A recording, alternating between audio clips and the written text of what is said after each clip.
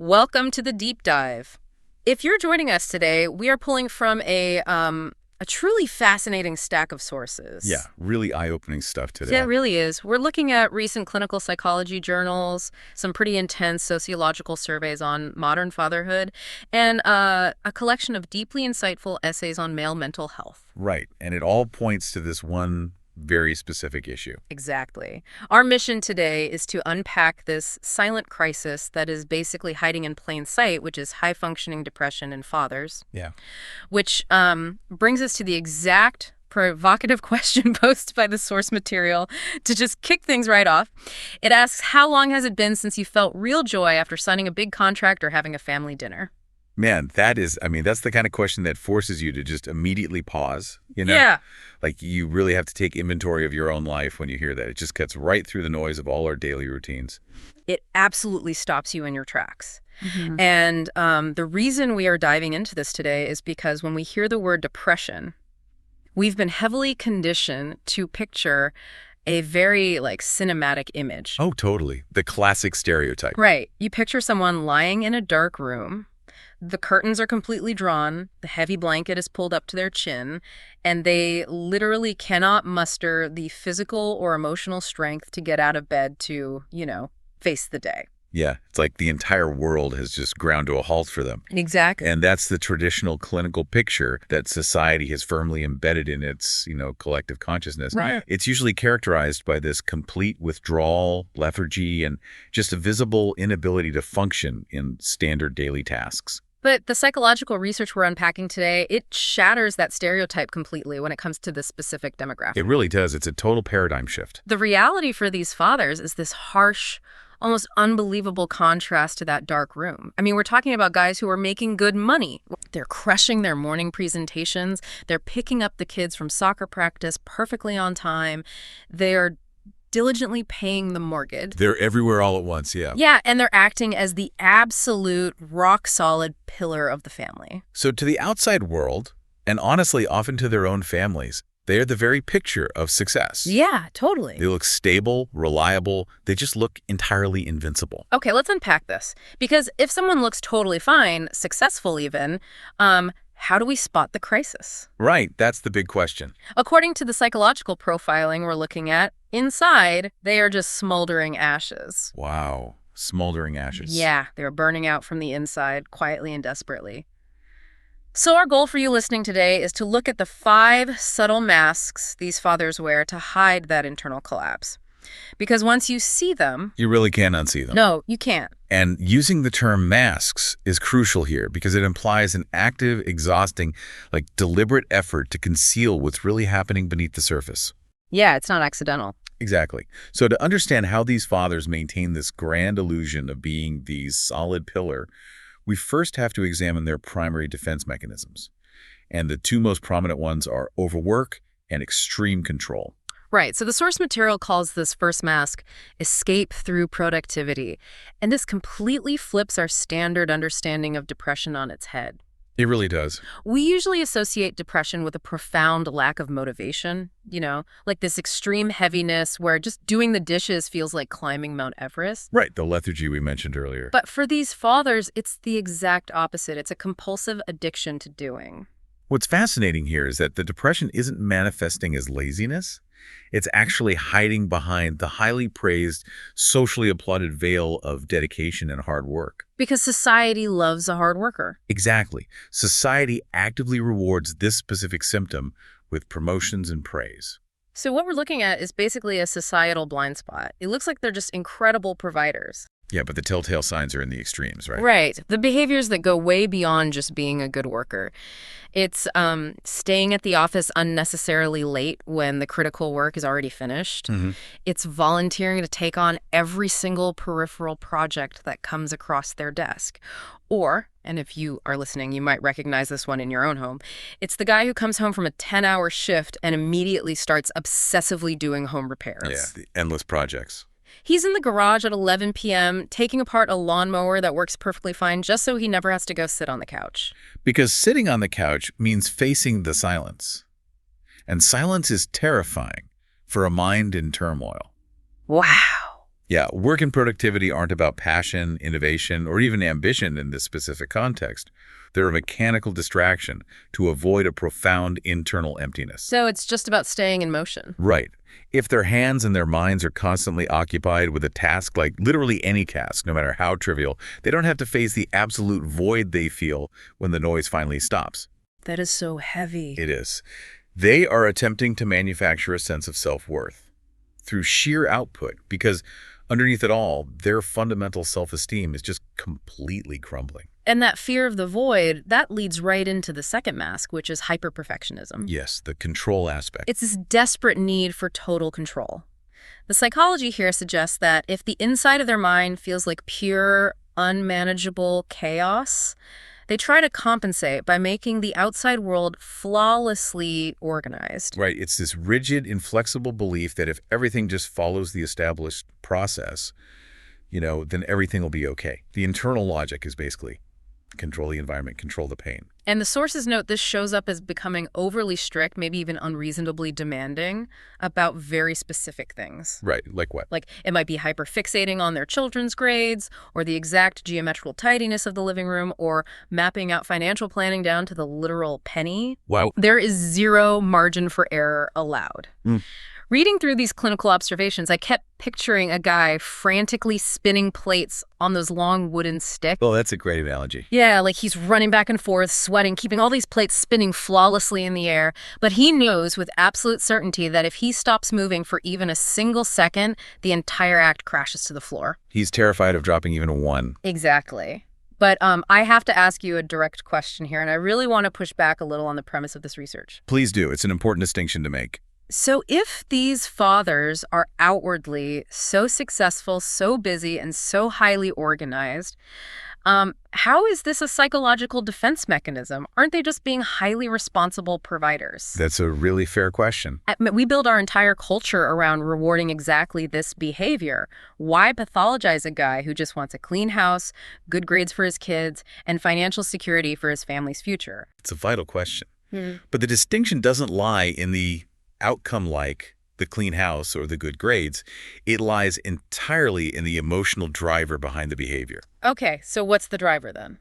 Well, a healthy, responsible provider pursues financial security or encourages their kids to excel out of love, guidance, and a desire for growth. In a healthy dynamic, there's flexibility. Right. There's joy in the process. If a kid gets a B instead of an A, it's a conversation, not a catastrophe. Oh, I see.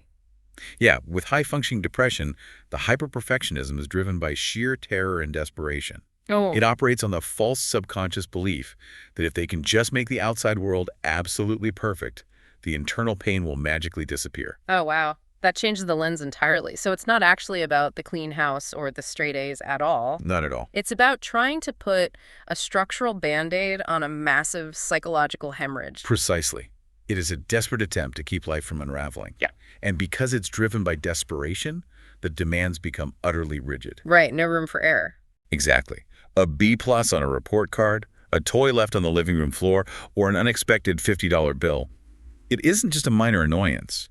To the hyper-perfectionist father who is internally crumbling, it feels like tangible evidence that his entire world is falling apart. The stakes are just so incredibly high. The stakes for every tiny, everyday occurrence are elevated to life and death. Which perfectly sets up the inevitable crash we see in the next set of masks. Because hyperproductivity and maintaining this rigid, tyrannical perfectionism, it takes an immense, almost superhuman amount of energy. Oh, yeah.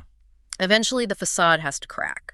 You cannot spin those plates forever. You really can. Yeah. The human nervous system simply isn't built to sustain that level of suppression and hypervigilance indefinitely. The pressure inevitably has to vent somewhere. But because of societal expectations, and this is where the research gets deeply poignant for anyone listening who has witnessed this, these cracks in the facade do not look like traditional sadness. No, they don't. They don't look like a guy openly weeping or asking for help. They look like anger. And they look like absence. Yeah, we're moving into the territory of how families and society fundamentally misinterpret the emotional leaks of high-functioning depression. We look at the symptoms and diagnose the wrong disease entirely. Right, let's look at the third mask, irritability replacing sadness. This comes down to some really deeply ingrained multi-generational social conditioning. The whole boys don't cry thing. Exactly. The old toxic boys don't cry stigma. Because these fathers have been taught since childhood that vulnerability is synonymous with weakness, their emotional pain gets sublimated. It gets subconsciously converted into anger. This is a remarkably common, almost default psychological transmutation in men. Sadness is viewed as unacceptable and emasculating, but anger is viewed as masculine. Right, anger is allowed. Yeah, anger feels powerful and protective, whereas depression feels inherently powerless and exposed. And the manifestations of this are so tragically domestic. The sources highlight how it's never about the big things.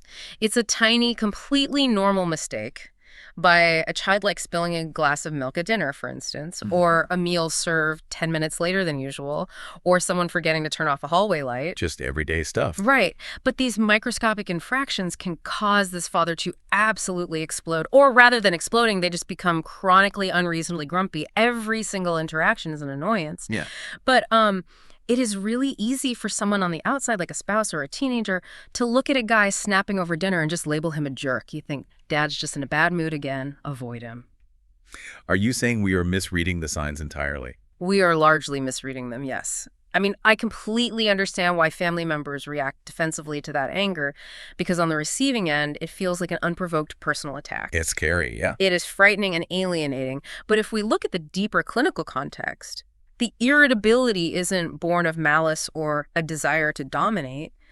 It is, as the research beautifully phrases it, a muffled cry for help. A muffled cry for help that completely flips the narrative from a guy being domineering to a guy who's actually drowning. It truly does. When a father snaps over that spilled milk, it is not actually about the milk. It's the reaction of a mind whose psychological tolerance has completely bottomed out. Wow. Think of it structurally. Their emotional bandwidth is stretched so incredibly thin from keeping up the perfect provider act all day at work that any additional stimulus, even a minor family inconvenience, causes the entire system to short circuit. So the system just crashes. Right. The anger is just the sparks flying from a blown fuse. The capacity to self-regulate is simply gone. Man, and if they aren't exploding with anger because the fuse blew, they are doing the exact opposite. They are disappearing while sitting right in front of you. Yeah, the ghosting. The fourth mask is what the sources call the ghosting presence. It's a profound, deeply unsettling emotional withdrawal. Let's paint the picture for the listener, because the sources describe this so vividly. The father is sitting right there on the sofa in the living room, or he is physically present at the head of the dinner table, but you cannot emotionally touch him. He's just walled off. He's staring blankly at his phone, endlessly scrolling through social media or news feeds without actually reading a single word. Or he's staring at the television, but if you asked him what was playing, he wouldn't know. He's checked out. He's just looking off into space. And if a partner or a child tries to engage, tries to share a story about their day, you just get these flat, hollow, single-syllable answers. Yeah, fine, whatever, cool. It's a deeply isolating experience for the family. The physical body is right there in the room, taking up space. But the person they love, the personality they connect with, is entirely gone. It feels like rejection, doesn't it? Absolutely. It feels like rejection to the family. So what is happening mechanically in the brain there? Why are they ghosting the people they're ostensibly working so hard to provide for? Well, to maintain high functionality in the outside world, to be the sharp, attentive employee, the decisive boss, the reliable guy who never drops the ball, they have to drain absolutely every drop of their mental and emotional energy. Every last drop. Yes.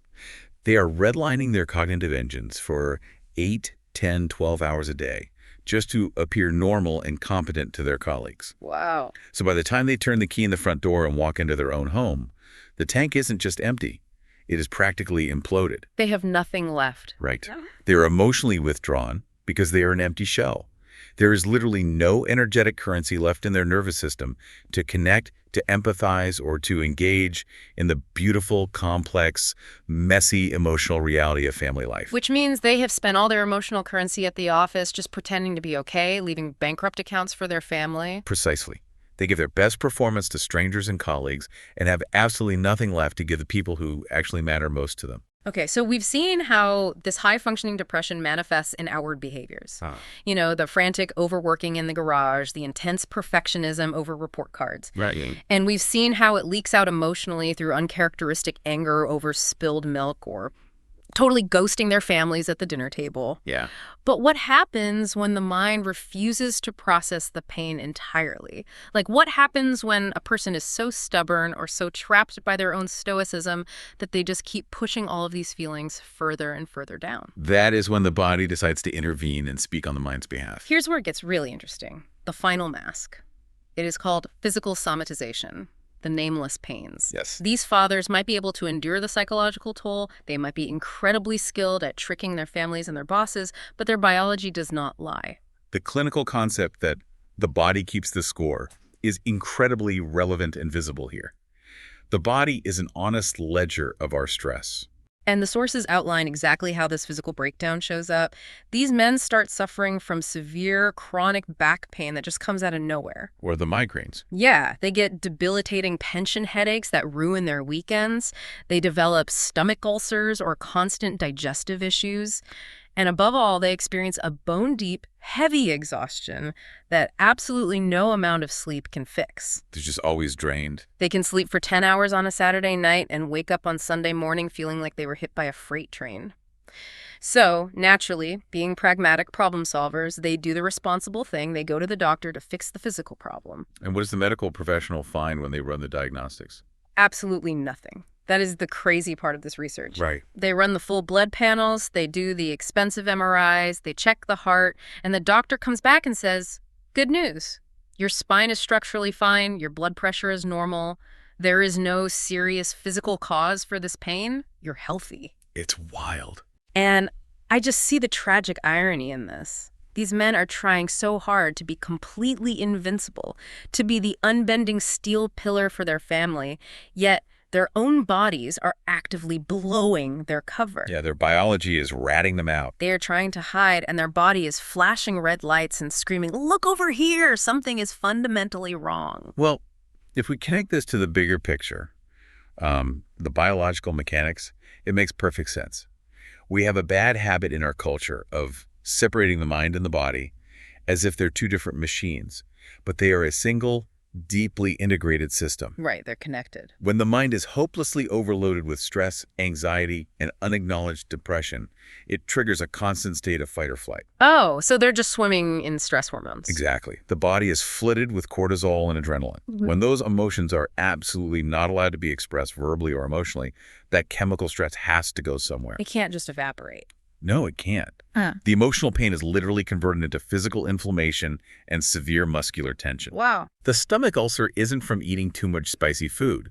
It's the physiological result of swallowing a year's worth of despair and letting the stress hormones destroy the stomach lining. The MRIs show nothing structurally wrong because it is a software problem crashing the hardware. So it's the body unilaterally pulling the emergency brake because the mind refuses to take its foot off the gas. That is a perfect way to phrase the mechanism at play. And the source material provides a truly powerful analogy for this entire condition that ties all of this together. Oh, a car analogy. Yeah, it says that high-functioning depression in a father is exactly like a shiny, premium sports car speeding down the highway at 100 miles an hour. Right. It looks incredible to everyone watching it go by. It's outperforming all the other cars on the road.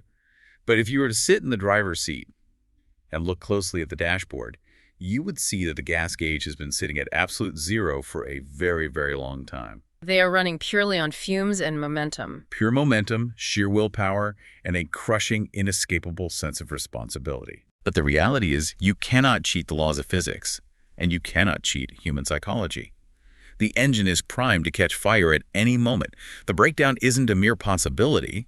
It is a mathematical certainty if they do not pull the car over and address the empty tank. That is such a powerful image. So what does this all mean for you? We've gone through these 5 masks. The workaholic who uses productivity to hide the terrifying void, the perfectionist trying to micromanage the chaos of his own mind, the irritable father whose sudden anger is just a muffled cry for help, the ghost who stares at his phone because he has nothing left to give, and the physically pained man whose body is screaming the truths his mouth simply will not say. It's a lot to take in. It is. But why does understanding this matter for you, the listener? Recognizing these five subtle masks can completely reframe how you view the stoic pillars in your own life. Absolutely. Maybe you're listening to this and realizing this describes your husband. Maybe it describes your dad or your brother. Or maybe, as you listen to this deep dive, you realize it describes you. It forces us to look past the shiny, successful exterior of that sports car and check the gas gauge. Yeah, it really does. And if there is any father listening to this right now who recognizes himself in these masks, who feels like he is just running on momentum and fear, the source material has a message that we want to deliver to you directly. It's a really beautiful message. It says you don't need to be a superhero to be loved. The cracks in your armor don't make you weak. They just show how bravely you fought. That is a profoundly important, life-saving message to internalize. It really is. And synthesizing all of this research raises an important question, one that I think we all need to deeply reflect on as a culture. If our society strictly equates a man's value with his endless productivity, his financial output, and his unbreakable stoicism, well, are our very definitions of success actively preventing the people we love most from asking for the help they desperately need?